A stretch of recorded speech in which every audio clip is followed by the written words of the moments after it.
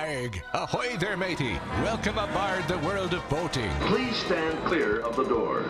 Por favor, manténganse alejado de las puertas. The radio show devoted exclusively to the boating lifestyle. You're gonna need a bigger boat. Brought to you by worldofboating.com, your internet portal for the boating enthusiast. I was just looking into buying a boat of my own. Call World of Boating toll-free now at 1-8888-28-BOAT. That's 1-888-828-BOAT. And welcome. This is the World of Boating. Greg, your first mate. Barry the Boater. We are your crew, a skeleton crew at that, as we attempt to navigate the latest boating news and information on this show just before the 4th of July. There's a lot of news going on for that. It's kind of wild. I mean, there's like 3 major things happening July 1st. Not just fireworks and where to go boating. We're going to talk about that, but the fireworks are on July 4th. Well, true. Well, and some of them have them a little earlier than the 4th, but yeah, and we're going to tell you where to see the best fireworks in the country from your vessel. But let's see, July 1st, we got the Florida Boat Freedom Act going into effect. The Bahamas have released new fees that they're going to charge boaters. And what was the other thing? I think there was one other thing. What am I forgetting there, Barry? Not the poop cruise. Yes, we're going to talk about this TV show. You got something about that. I don't know what it is with you and poop. Well, I know what it was. Florida lobster season and all this kind of stuff. Yeah, it's coming into effect. So a lot of stuff is happening as we get into July. But yes, as Barry mentioned, last night I finally caught this new Netflix documentary called Trainwreck Poop Cruise, which, by the way, I don't know why they called it Trainwreck Poop Cruise, because it's all about the cruise ship, and maybe it's because of what happened to it and how they weren't. I guess they never thought about what would not a train. Yeah, I know, but a train wreck can also be just everything went wrong at once. I guess, but I think they could have just left it. Poop Cruise. It's like the #1 rated documentary, if not movie, right now on Netflix. It's insane how many people are watching this thing. And interested in poop. Well, no. I mean, this is about that incident that happened in 2013 on the Carnival Triumph. It was all over the news. And these people were doing a 4-night cruise out of Texas, I believe, into the Gulf of Mexico at the time, now the Gulf of America. But they got stranded in the Gulf with no power. And next thing you know, the toilets didn't flush because they're all based on electric. They had no power. And after a couple of days, the toilets started filling up and weren't usable. And then they listed to one side. And then, it became officially known as the Poop Cruise. It was a mess. Literally. I bet it was. But I mean, this was a new ship at the time. This was one of the newer designs. And I guess they never thought about what would happen if you lost engine power. I believe this ship used engines to run electrical pods underneath the ship. I have no idea. But it was a design flaw in, I think, a lot of the Carnival ships at the time. And they've, since then they fixed it supposedly. We'll talk a little bit about that. But just the show itself, watching it it's taken from, all the video footage that people would shoot with their, they had phones. No. And it's very, much like a personal story of several of the people that were on the boat. And it looked like hell on the water for sure. And it was not good. People were taking their beds out of their cabin because not only did the toilets not work, it was bad enough, but of course they had no power. They had no AC. No AC, so you're sleeping on the deck. Right, no lights and everything. So at night it was just, scary. You have a bow of the ship. You could have gone to the, bow to the head. That's where the heads used to be, up at the bow of the ship, and just did what you had to do there. Well, that was part of the plan, but it got a little out of control. I mean, like I said, people were taking their mattresses out of their rooms and laying out on the deck and then setting up little camps with sheets and, to shelter from the sun. I mean, it looked like an encampment on the top of the boat when you watch this show. It's like, wow, they really broke off into tribes. And then, the crew's trying to figure out how to manage all these passengers because they're upset, and the crew doesn't really know what to if do. If they either. lost power, that means that they lost refrigeration for the food. Yeah. So, and then they couldn't cook, or if they cooked with gas. No. They were like making sandwiches, doing whatever they could. Oh my! One of the other sister boats came by a few days later and gave them some supplies. They never ran out of food, but there were long lines and everything like that, and it was just. I think you would want to even eat after that. Well, exactly. One of the guys was talking about like, I'm trying to hold it. I'm not going to do a number 2.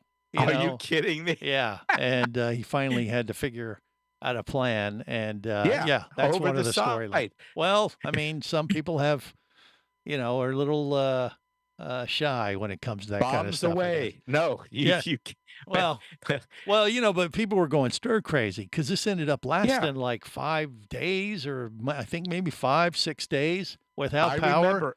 I remember this story. Yeah. Well, and here's the thing: like halfway through, they're like, "Okay, hey, maybe we need to let's just open up the bars, let at least let them have some free drinks." And they did that, and of course, it became like Lord of the Flies, starting to devolve into a drunken mess, and so they had to close down the bar. And I don't know, it's an interesting thing to see. And as I watched this, being a boater / cruiser myself, I was like, golly, I don't know how I would react to that scenario. I definitely felt their frustration, but I was like, gosh, could this happen now? I sure hope not. Well, you would hope they'd have backup systems that are not located in the same place as the main engine room. Right. And it does say, when you look it up, that there's been some major changes since then. They've I mean, believe it or not, the Carnival Triumph has been relaunched as the Carnival Sunrise. Now, they totally gutted it. Yeah. You would think that after you see this show, it's like, oh my God, they can take this right to the junkyard, right? Nope. Burn the boat down. Yeah, no, they did not do that. No, okay. But they went through like $100 million renovation, so we might as well have. But that's a lot of Lysol. Yeah, and but yeah, they've relaunched that ship, so it's still out there sailing. But yeah, they put in redundancy systems. Generators are now standard on all cruise lines. It kind of goes back to one of the things that I do when I decide what cruise I'm going to do next. One of my big things is I'm always looking for their newest and coolest new ship for several reasons. Okay. One, because they always have cool bells and whistles, right? And they'll have something that'll amaze you every time. It's shocking what they can put on a cruise ship these days, just technically. But the other thing is, like, I think they're more environmentally sensitive as far as, how they're processing all the poop, that kind of thing is another thing. And now I know that, backup generators are standard equipment on pretty much every cruise line. I'm pretty sure backup generators were already standard. No, not really. Not according to the story. I mean, but in this particular design, since they retrofitted, they had to go through the whole fleet, redo some, thinking on how they're going to set up stuff. Because what happened is it caught fire in the engine room, and it burned through the main power cables that supplied the whole boat. So they were just dead in the water. So they've come up with some redundancy and retrofitted, all the cruise lines with major generators that, are basically, you'll see them now. There'll be a giant square box up on the top deck of these vessels now. Right. They are not in the same place as they were. So think about it. You get on they always say, or people will always tell you, especially old-time car people, never buy the first year model of a new car. Yeah. Because they're always, figuring out what the bugs are. The same thing should apply to brand new cruise ships. I don't agree. Sorry. Okay. I don't agree. Agree. I'm waiting for your poop cruise. I'm waiting for it to happen. I figure, new technology, they'll have it worked out. I don't know if that ship, when they had the poop cruise, I don't know how new it was at that particular moment. I mean, it was a newish. I don't know if it was brand new, but hey, that's definitely a cruise you would want to avoid. Poop might give it away, right? More coming up. Stay close. You're listening to the World of Boating Radio Network. Traditional boat hooks are bulky, take up too much space, and sink. Switch to the Revolve Tech USA 3-in-1 boating tool. A marine tough, compact system replacing your boat hook, stiff brush, and soft brush. The Revolve Tech USA 3-in-1 tool extends to 6 feet, then rolls up to just over 4 inches and floats. Upgrade to the Revolve Tech USA 3-in-1 tool for more utility, less gear, and zero compromises. Get 10% off with coupon code WORLD10 at smartboattool.com. Hosting a radio show about scuba diving and boating is one of the best gigs on the planet. It's actually part of my job to check out and report on cool new products I personally use to enhance my diving and boating adventures. However, I do believe in sharing the joy, and this is why we've added Nanook protective hard cases to our list of products you can now purchase on the merchandise page at scubaradio.com. Nanook cases are designed to protect the most sensitive equipment in the harshest environments. Underwater photographers, listen up. From their high-impact NK7 resin to their exclusive Power Claw latches, Nanook has raised the bar for those of you that demand the best protection for your gear. Plus, Nanook protective cases cost less than similar products currently on the market. The company has been around for over 15 years, but it's new to the U.S., so we've made a small number of Nanook cases available exclusively for you at a special introductory price on the merchandise page at scubaradio.com. Go there now and check out Nanook, the evolution of protection. Traffic sucks, unless you're scuba diving with Mike Scott. Mike glanced down at his dive computer. It showed less than 50 psi left in his tank. Probably just a few more breaths. Or riding shotgun in a thrilling car chase. One bullet hit the Jeep's windshield, spiderwebbing the passenger side. Mike shifted into second gear and felt the Jeep leap forward. This just got serious. Escape your commute with audiobooks from author Eric Douglas. Download to your phone. Go to booksbyeric.com or audible.com.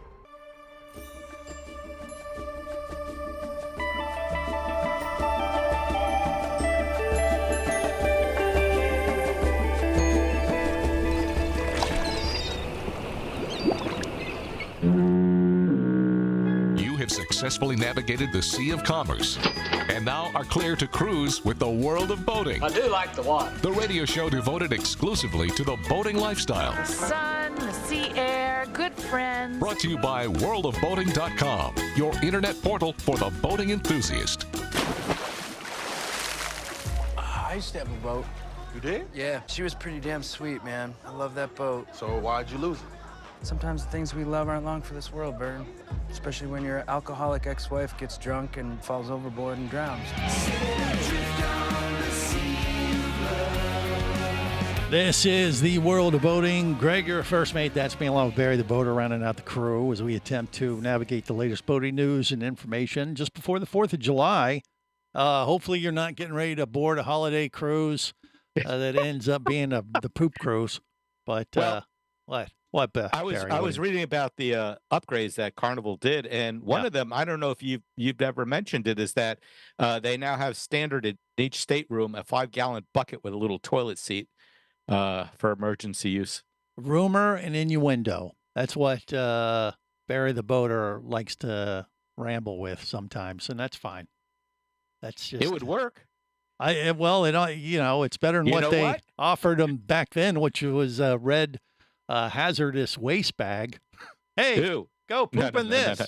Poop in this. But then we have the new I forgot what you called it. What? The forget it. Skip it. Okay. Skip it. All right. Yeah. I'll mess it up. They're not going to do that because it takes too much space. Those 5-gallon buckets. A 5-gallon, but no, you put it under the bed or something, off in the closet. No room for that on a cruise ship. Heck no. Not in every cabin. Unless you're one of those fancy folk who get a suite and all that kind of stuff. I prefer the 5-gallon versus the plastic bag. Yeah, well, I'm sure those people on the poop cruise did too back in 2013. But hopefully they won't have to. I can't believe they had those on the boat, though. Yeah, that's what their suggestion was. He said if you got to do a number one, just go over the side. Yeah. Look for a tree. But if you got to do a number 2, here's a red hazardous waste bag. Hazardous waste bag. And which I don't know if they gave them any tips on how to do that. That's what I'm saying. I mean, how do you? You have to have a friend. Yeah, a really close friend. A really close friend. Oh, jeez. Anywho, hopefully that'll never happen again. Yeah. All right. So, here we are on the eve of the 4th of July holiday. And July 1st, the Florida Boater Freedom Act kicks into gear finally. We've been talking about this for a while. Yeah. But basically, what this does is Florida Wildlife Commission or Marine Patrol are not going to be able to stop you just for like a safety check kind of thing anymore. Feeling. Yeah, it can't be a feeling. They have to have a reason for stopping you. Like they see you doing something that's not right or looks unsafe. They can't just randomly stop boaters to check up on them and that kind of stuff. So, and it's the reason this came to fruition is like boaters were complaining about being stopped all the time. And then what would happen is they'd do these random stops and then they'd find something else out like, oh, the guy's, fishing license had just expired or, it was some innocuous type of problem that wasn't really, it would lead to something else that they were looking for, a problem as opposed to. They were hunting or fishing in this case. Well, yeah. And, and boaters were complaining about it. And of course, not to mention the fact that, you're being stopped all the time. The people that were doing it right were constantly being, stopped by Marine Patrol, and it just kind of ruins your weekend a little bit every time. You're like, okay, what do you need? And the next thing you know, you've wasted a half hour of your weekend, talking to Marine Patrol, going over stuff. Now, you could say that some of those safety stops are a positive thing and that kind of thing. But that's where it kind of started or came from. And it doesn't mean they can't stop you. It just means they have to have a reason for stopping you first. So, right. That's a little commonsensical, I think. Some people slip through the cracks that are breaking the rules. Maybe, that is possible. You'll too, see them. There's areas, there are slow speed zones all along the intracoastal down here. Yeah. If you're going fast through there, they can stop you. Of course. And they can ticket you. Which is common. And that's what you want them to focus on is, and that's the argument for it. Like, quit wasting our time doing these random safety things where you're looking for infractions. Go get the people that are doing something wrong and focus on that and catch them in the act or, focus on that as opposed to just cruising around and giving people that are following the rules, busy work, a little more so leeway. to speak. Yeah. So that goes into effect. And, the thing you got to keep in mind is, once again, they still can stop you if they have a reason. It's not going to affect Florida lobster season or fishing. If they think you're fishing and there's any potential that there could be an issue that you're reeling in fish and they're too small or whatever, or lobsters, that kind of thing, they can still, I think that's probable cause enough for them to stop you. The other kicker is this is only the state of Florida. It doesn't affect the Coast Guard. So if the Coast Guard comes up to you and wants to do a random safety check and you're in Florida waters or whatever, guess what? You got to do it. The rules don't apply to them. Yeah. Right. If you happen to have divers in the water and maybe a big ship wants to go by you and you tell them you can't move and then they send the gunship out to talk to you. No, that's a whole different animal. But no, they can do random stops for safety or whatever they want to do. This Florida, Boater Freedom Act does not apply to the Coast Guard. So just, don't think you can stand your ground, so to speak. Department of Homeland Security also has some amazingly fast, speedy boats that are out there. Yeah. There's a side to this rule that some people are throwing out, Barry. I don't know if you've read this, but they're concerned that, there'll be Florida boaters that'll say, when Florida Wildlife Commission comes up to them and ask them about something, why are you stopping me? They have to answer that. And if they don't have an answer, then you don't, according to what I read, you don't have to let them on the boat unless you invite them to come on your boat. Can I come on your boat? Sure. Or you could say, no, I'd prefer you didn't. And you can, yeah, but everyone's going to have their video cameras out because they'll have them on their phone and they're going to be videoing this. Yeah. Yeah. Well, and that goes for the boater as well. So you can videotape Wildlife Commission folks if they want to come on board and what's the probable cause, blah, blah, blah. So it gets into a legal, thing too, almost like, know your rights, because if you do let them on your boat and then they find something that you did wrong, whether it was innocuous or, just, some silly mistake, they can still get you, and if you invited them on, that's enough. So you technically can say, no, I'd prefer you did not board my boat unless you have some kind of probable cause. And if so, what is it? And they have to answer my that marine first. lawyer, Greg, said, I don't have to let you on my boat. Yes, the Here's views this number, and expressed you can call them. on the world of boating are those of no normal human being. So, it's just stuff we read on the web, So I don't know. But that's one of the arguments you see, that it could, we could end up having some bumps in the road as this new rule is put into effect. Hopefully that won't be the case, but you need to kind of know what your boating rights are, and that's kind of what this is all about. If you know how to deal with it properly and protect yourself, right? Yep. All right, we got more coming up on the world of boating. Much more going on here on the 1st of July, and that's next. You're listening to the World of Boating Radio Network. Traffic sucks, unless you're scuba diving with Mike Scott. Mike glanced down at his dive computer. It showed less than 50 psi left in his tank. Probably just a few more breaths. Or riding shotgun in a thrilling car chase. One bullet hit the Jeep's windshield, spiderwebbing the passenger side. Mike shifted into second gear and felt the Jeep leap forward. This just got serious.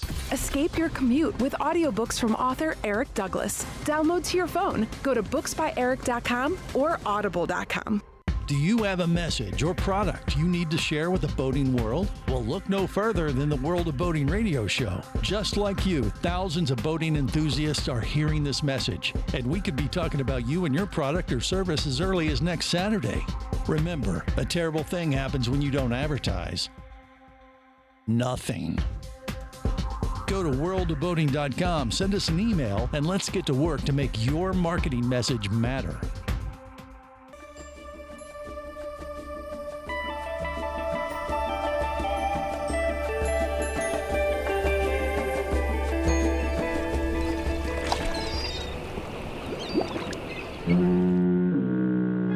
Successfully navigated the Sea of Commerce and now are clear to cruise with the World of Boating. I do like the water. The radio show devoted exclusively to the boating lifestyle. The sun, the sea air, good friends. Brought to you by worldofboating.com, your internet portal for the boating enthusiast. Yoo-hoo, Mr. Pirate! What will we do with a drunken sailor? What will we do with a drunken sailor? What will we do with a drunken sailor at a light in the morning? This is the World of Boating. Greg, your first mate, Barry the boater, running out the crew. Okay, so when it comes to the Florida Boater Freedom Act that goes into effect July 1st, they got now Florida Marine Patrol is going to have probable cause before they stop you. There'll be no random safety checks in Florida anymore. So, I think that's a good thing. I'm a fan of this. The thing where I think we're going to get into a gray area, and I don't know how this is going to affect Florida lobster season, for instance, which is at the end of July. And Barry and myself like to go partake and getting fresh Florida lobster tail and go scuba diving for them. And one of the things they do over the mini season that we have a 2-day sports season is like hundreds of Florida boaters go out and try to catch lobsters over a 2-day period. And the Marine Patrol is out in force. And they'll be at the dock. They'll be, at an inlet as people are coming back in, and they'll want to see your catch. So I don't think this applies. Like, that's going to be probable cause still, I guess, even though, if you have lobster, they see you have lobster gear on your boat. Is that enough probable cause for them to, hey, I want to see what you got and let me come over? I don't know how that's going to come into play. I think they're still going to be able to do this with no problem, but they may have to have a little bit more, something that they're going to say like, hey, I would like to see what you caught today. I can see you have gear on your boat to catch lobster, and that enough may be the probable cause or all the probable cause they need to stop you, Barry. But I guess we'll have to wait and see. You think? Well, if I remember, I was reading the text of the document. It's not a large bill or anything like that. And it said something that it will not affect the job that they're supposed to do, which is to protect the environment and to protect the critters in there. And you and I both know that there are people that take advantage of a lobster mini season. They go out a couple of days before. But I think that probable cause is it could be as simple as they see, lobster gear, on the boat, or they can tell that people are lobstering, or they're going to see more. They're going to see more boats out there. They're going to see the dive flags out there. They're going to see. A lot of guys out there, all hanging around, looking for their lobsters. All the boats that we go on, we go on the commercial boats sometimes. Right. Sometimes they pulled them over too. Absolutely, they get pulled over quite a bit actually. And and if anybody is following the rules, it's them, because they got a lot more on the line than a private boater. Exactly. So they're pretty. Pretty hardcore when it comes to instructing, the divers on the boat that want to go lobstering. Like, look, do not bring up any shorts. We are not going to be run out of business. No pregos. Yep. Yeah. And don't do it. They're they're all about following the rules, and they want to protect the environment and the fishery and all that stuff too. So I do wonder though, if this is going to come into play a little bit, because a lot of those random stops are random stops to check lobsters. So I just, I wonder if Florida Wildlife is going to have to sit there and look for something on a boat to say, look, I want to see your lobster tails, what you guys caught. But they're going to first have to say, I see you have, a tickle tanks. stick. Yeah, you have and you have tanks, or you have. Well, tanks wouldn't be enough. That wouldn't mean that you're lobstering, but if they see you have lobster gear, or people coming up out of the water with tickle sticks, maybe that's enough. They have bags and all that stuff. Well, you know what might happen if there starts to be confusion about it this first mini season, they can always go back and adjust this law a little bit to say, FWC, if they feel like during certain seasons of the year that there could be some hanky-panky going on, that they're going to want to have the freedom to check out these boats. Exactly. I mean, there's only so many of them out there to begin with. They're going to be busy enough it is with boats that are overloaded, sinking in the water, getting stuck at the ramps there. Well, which is what we want them to focus on.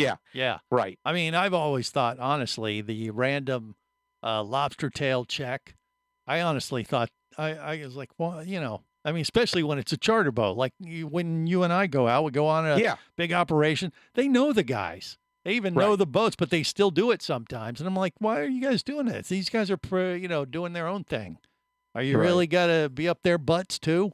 And I've always kind of thought that was a little bit much, like, especially when it's a main operator. Might have been a slow day. Yeah, well, of course, so it very well may to be. Do, right? Yeah, so, but and that's what we really don't want that to be the case, though. Go find something more productive than just kind of rounding up, looking for stuff to do, as opposed to, hey, really keep an eye out for people that are breaking rules or running too fast or doing something hazardous, that could literally affect much bigger things. But on the other side of the coin, you still want them to go after any real poachers too. You don't want people breaking rules, and so I don't know. It will be interesting to see if there ends up being how this summer. Yeah, well, we'll know on Tuesday when it takes effect, and then mini season starts. I think it's the last Wednesday and Thursday of the month. Right. So we will. That's not far away. Yeah, it's like the 30th this year, actually. I think July 30th. It's all the way to the end this year. Yeah. So there we go. So that is one thing. What else is happening on the first? the Bahamas. Yeah. Their new rules and rates for boaters kicks in on July 1st.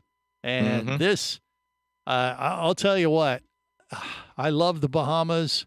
I don't know that this is the best way to promote boating in the Bahamas by increasing fees, like literally doubling them in some cases, it looks like, right? Yeah, I mean, for example, pretty pricey, it seems to me. Yeah. As of 2020, a cruising permit fee, and we're just going to use 1 year, for a 1 year fee was $300. Now, I remember reading about it that you could only use it a couple of times. I don't think it was 1 year all year long. In other words, you could go there every week and all that, but I'm not sure. I'd have to read up on it. Yeah. But it used to be $300 for 1 year, and it's going up as of the 1st to, let's see, it was $500. Yeah, that's all right. That goes from like, a fairly expensive weekend on your little, and that's 34 foot and below, 34 right? foot and below, right? Yeah, so go out there on your, your fast boat that's around 30 footish or so. And now you're, $300, like, okay, well, I can deal with it. Now you go up to 500. It's like, geez, that's a couple nights hotel now. Come on. Yeah. 35 to 99 foot for 1 year used to be 600, and that's gone up to, because I wrote all this stuff down. It's going to be 1,000. Oof. Yeah. And they're saying they're going to use these increases in fees to, support infrastructure for boats and marinas and things like that, protect the environment, and that kind of thing. But it's pretty high. I mean, it's a pretty big jump. I mean, if I think, and I don't know the inner workings of how they're doing things over there, but I know for a fact this is not going over well. You've already heard about it. Oh, okay. yeah. And I mean, we've known this was coming, and what's going to be interesting, July 1st, these fees kick in. We have the Fort Lauderdale Boat Show in October. I have a feeling there's going to be a lot happening between July 1st and October, whether those fees get pushed back a little bit or not. But I mean, you look online, I mean, there's like a billion trolls out there going, I'm not going to go. I'm going to do this instead. This is outrageous. We'll see what happens. Yeah. Who knows? Well, that's the problem, is that these islands are so close to Florida, the U.S. It's convenient for most local boaters to go over there for the day. Right. And, go fishing and all. Yeah. But, you start pricing people out of the market a little bit if you go up too fast, too quickly. So I don't know. We'll have to see how that unfolds, but keep that in mind if you want to go over the Bahamas in your boat after July 1st. You're listening to the World of Boating Radio Network.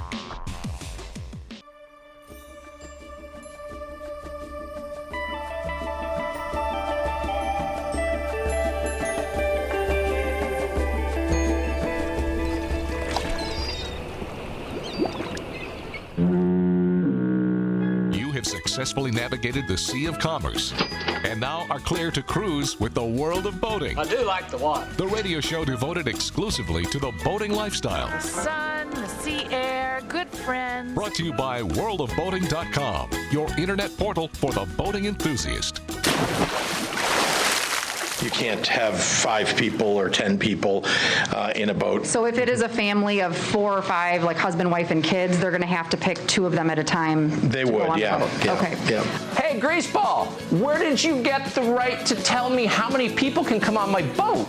Nobody asked that question. Whoa, really? It's on the boat or on the dock? Nobody said anything. Sweetly sailing, darling, sweetly sailing by the sea, silver caps the ocean, we'll be sailing through. This is the World of Boating. Greg, your first mate, Barry the boater, rounding out the crew just before the 4th of July holiday. All right, so there are a couple other little tidbits when it comes to the Bahamas.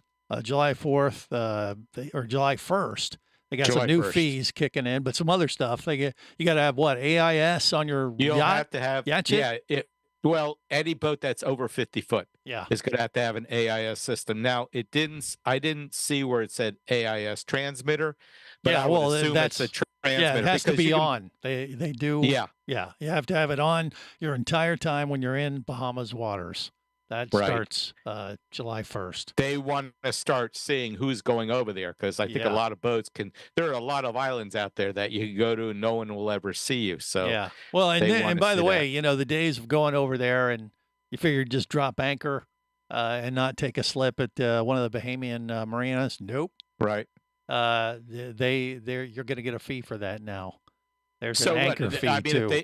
So if they see you, wait, how many miles do you have to be offshore before you're considered to be in state waters? I don't know. Yeah, or maybe in international waters. So, and that's all deep water then, because I think the shallow is where. Right. I don't know that you'd be able to anchor Right. You'd be drifting off to right. But if you're in Bahamian waters, I mean, yeah, there's an anchoring fee now. So you can't just go over there and figure you're going to anchor and avoid, any kind of dockage fees or whatever or that kind of thing. Right. There's also something else, and I don't know much about this. It's called the Frequent Digital Cruising Card.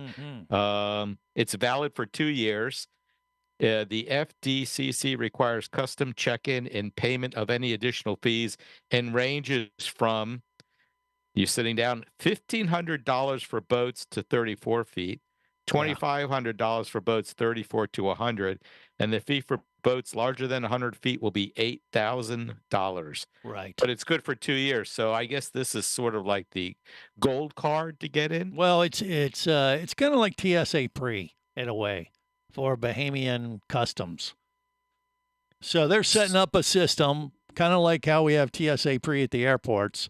So when you go to the Bahamas as a boater, you can purchase this card if you're going to go back and forth over time, and it's figured into the whatever fees you got to pay depending on what your boat is. But if you sign up for the card, you can they'll have you in the system, and then that way you can call. You still got you still have to check in with customs every time you go, but you give them your card number, and then they okay, we got you in the system. All right, just do this, you're good to go.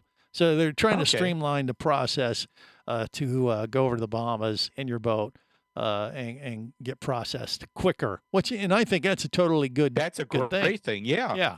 Yeah. So that's the kind of stuff they should be focused on. All these other fees, especially when you get to the ones that concern me are the 34-foot boats and below. So the smaller folks that would go over there from Florida, make an afternoon of it and zip back and forth for the day or do a night or two.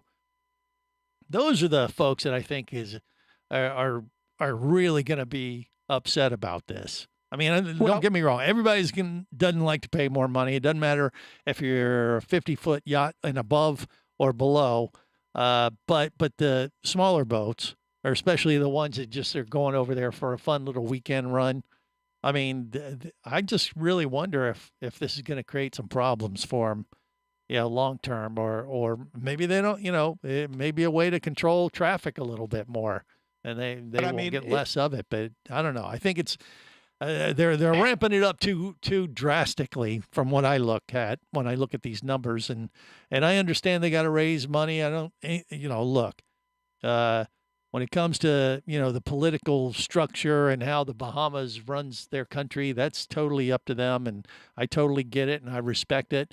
And hopefully they will use the money raised from all these fees to the things they say, which is like, marine boating infrastructure, marine environment protection, and that kind of thing. But, now you're getting into the political realm here. And what happens when they do that, unfortunately, 9 times out of 10, eventually the money that they end up raising goes somewhere else. And it doesn't really affect, as you see it. So you don't see any, you're hoping that it'll make things a little bit nicer for these boaters. The question I have is, does this 1 year fee, this $500 fee, does that mean that you can go over there every week? I always thought it was a one use. You could use it one time and then use it one more time within 3 months, and that was it. Yeah. If it's a 1 year thing, does that mean you can use it every week? Or I think there's some limitations on the number there, Barry, and I think it might be a couple, but I'm not sure.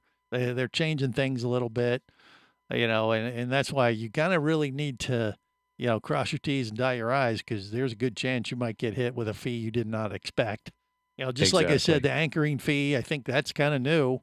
I think another one of the fees is if you bring more than 3 people with you that are not Bahamian residents, you're going to get with a $30 a head fee for them to come in. Yeah, I think I read that too. So there's a bunch of little things, and there's a lot of potentially new revenue streams for them, and they want to raise some money, and I get it. I just when you start throwing in all this extra, these fees, how far does it go before people go, screw it, I'm not going to deal with that. I'll just stay here in Florida or go down to the Keys or go somewhere else. I mean, that's that's the wild card of how when they put these kind of plans into place.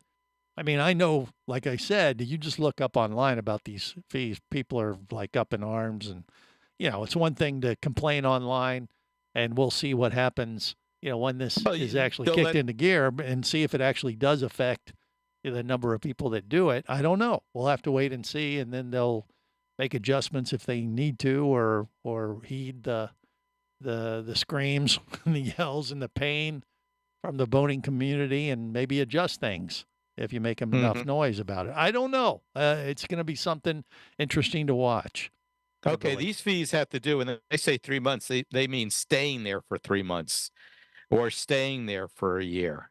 So now I understand what it means. The following fees will be applied to boats staying in the Bahamas for up to 3 months, or for staying longer than 3 months. For stays longer than 12 months, special arrangements must be made. So yeah, there's all kinds of things. Yeah. Cruising permit, fishing permit, departure tax for up to 3 persons. Each additional person was charged a $20 departure tax. This is almost like being in, where was it? In Sweet Haven in Popeye time. And you had the tax collector collecting tax for every single thing.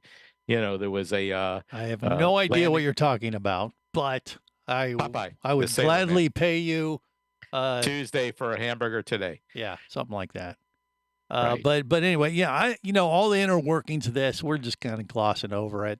And the key is you really got to pay attention. You got to know what you're going to do. Yeah, yes. Because they're changing things. This is happening in the Bahamas for aviation too. So, they're kind of doing it. Yeah, they're doing a lot of restructuring and how they collect the fees and landing fees and planes and stuff. So this has just been a major, thing that the Bahamas is doing. So you just got to be aware of it. And I wouldn't let you, I wouldn't want you to not go to the Bahamas, because it is quite a jewel there. Yeah. I mean, you got to know what you're getting yourself into. And if, you know what the budget's going to be, you just don't want to be surprised. That's when you get stuck. If you know going in, you can adjust accordingly and still have an amazing time in the Bahamas. So yeah, there you go. On that note, we're going to wrap it up till next time, whether it is sail or motor. Life is better as a boater. Safe boating, everyone.